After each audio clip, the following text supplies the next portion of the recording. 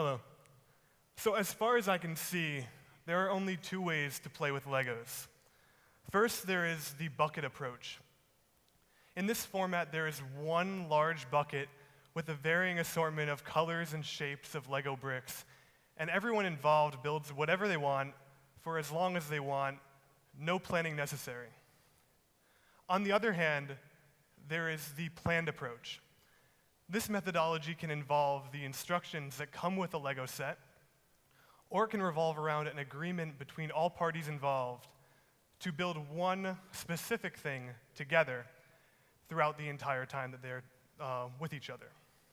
When I was in the prime of my Lego days, I loved the planned approach.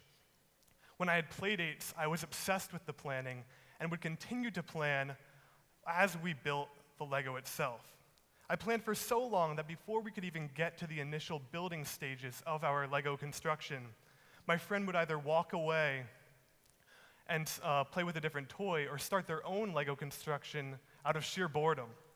I never understood why a 6-year-old wouldn't want to spend half of their afternoon planning out how to play. One day, my ever-wise parents pulled me aside after observing my friend's frustration and boredom. "Matthew, why don't you ever finish the Legos you build with your friends?" That was a silly question to me. It was because they lacked the creative vision that I held so dear. My mom noted that my peers often seemed bored while playing with me, and she asked if I ever felt bored while playing with anyone else. Well, to tell the truth, playing house with my sister wasn't quite as exciting as firing Nerf guns in the basement. She then raised the question, if my sister played the way I wanted to more often, would I have more fun? Well, yes, but wait a minute. Are you going to tell me that if I ask my friends how they want to play, they'll have a better time? It was groundbreaking to a 6-year-old. That day and those Legos gave me one of the first tools that I ever had, and I carry it to this day. See, that day was one of the first times that I learned empathy.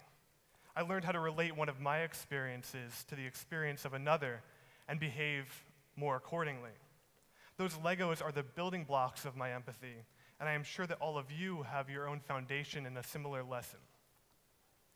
It is important to remember those lessons because I believe that in order to empathize with people effectively, we need to assemble a sort of toolkit. Through experiences with other people, we gain more and more tools and become more capable of relating to others.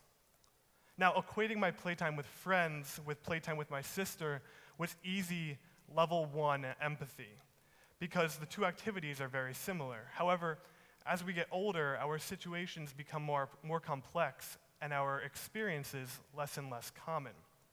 Now, in contrast to my Lego days, my free time now is mostly taken up by playing guitar. Since picking it up, I have not been able to put it down. I play when I have time, and I play when I don't have time. I play when I'm wide awake, and I play when my eyes won't stay open. And when I finally finish my chores or homework and I have the time to play guitar, no one better interrupt me. Whether it's my mom reminding me of something I have to do, or my sister asking me if I want to go get dinner, I'll either continue to play and pretend that I was listening, or I'll stop playing and be mad that I had to break my concentration. Now, when my mom is done with everything she has to do in her day, she relaxes either through the enrichment of a good book or through the challenge of uncountable levels of Candy Crush. When I read a book or play games on my phone, it never bothers me to be interrupted. As a result, when my mom is partaking in those activities, I never hesitate to ask her questions.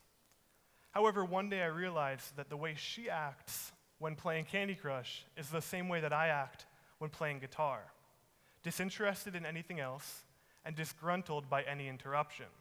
After some deep meditation, I realized that Candy Crush is my mom's guitar. Right there, I found my next tool.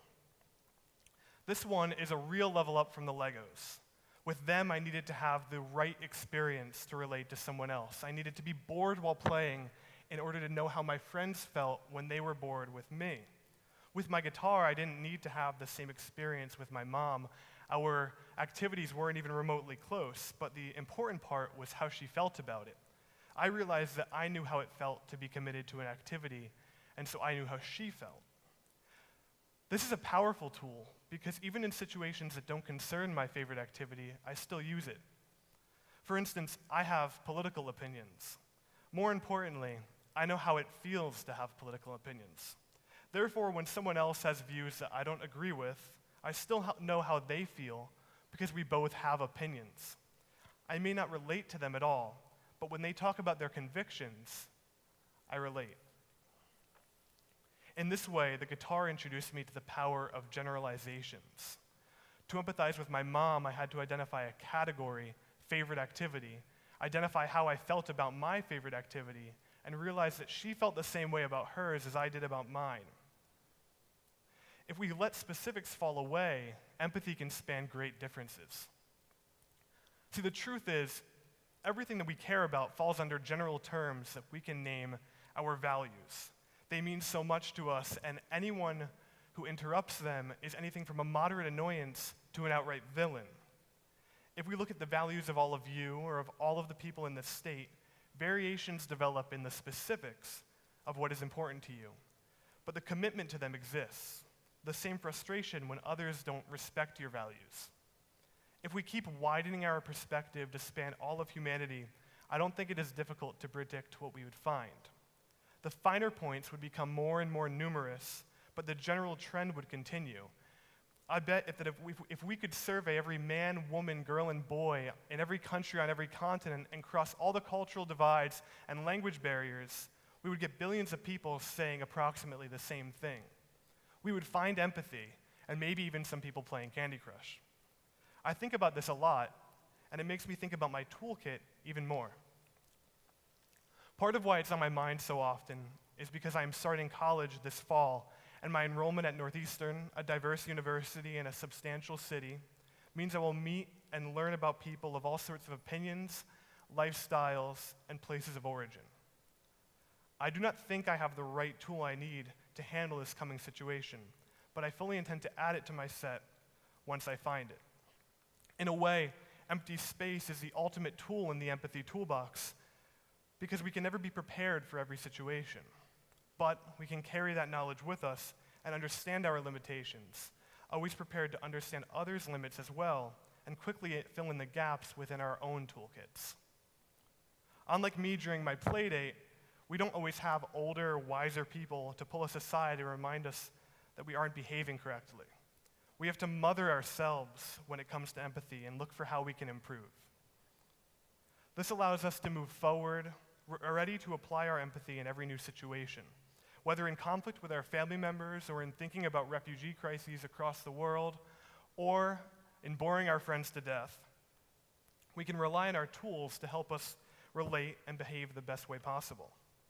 However, the ability to understand others at any scale, only comes when we truly understand ourselves. So as you move from tonight, I encourage you to take a look back at your toolbox. Find your Legos and identify the place where you first learned to empathize with people. Next, look at your guitar, your favorite activity, and comprehend how you learn to generalize and adapt to relate to people that aren't even close to similar to you. And lastly, look at what is missing and stay open to fill in the gaps as the opportunity presents itself. You never know how soon it might come. Thank you.